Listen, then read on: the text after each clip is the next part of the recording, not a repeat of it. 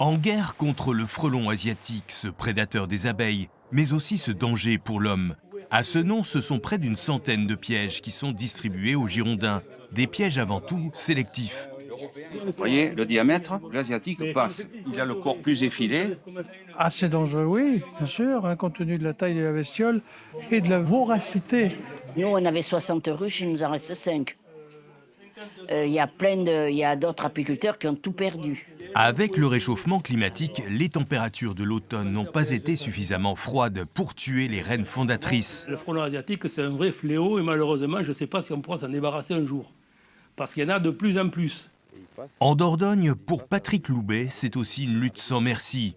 Avec un cocktail de sirop de cassis ou de grenadine, de la bière et du vin blanc, il a ainsi réussi à piéger ces frelons asiatiques. En 24 heures, j'en ai attrapé plus de 1300. Sûrement que dans ce que j'ai sûrement pris des rennes, des futures rennes qui allaient hiverner.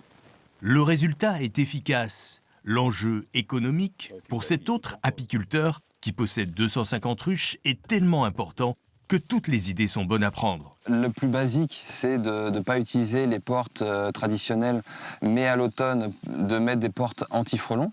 Donc c'est des portes avec un espace plus petit pour gêner l'entrée du frelon dans la ruche. Si on n'arrive pas à tenir nos abeilles en vie, on ne fait pas de miel. Du coup, c'est l'entreprise qui n'est pas viable. En février-mars, le piégeage évite de voir se développer plus tard des nids effrayants.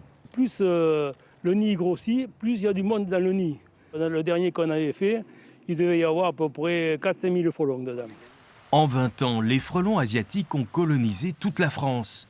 Par sécurité, il ne faut pas utiliser de tondeuse à proximité d'un nid pour éviter une attaque en règle.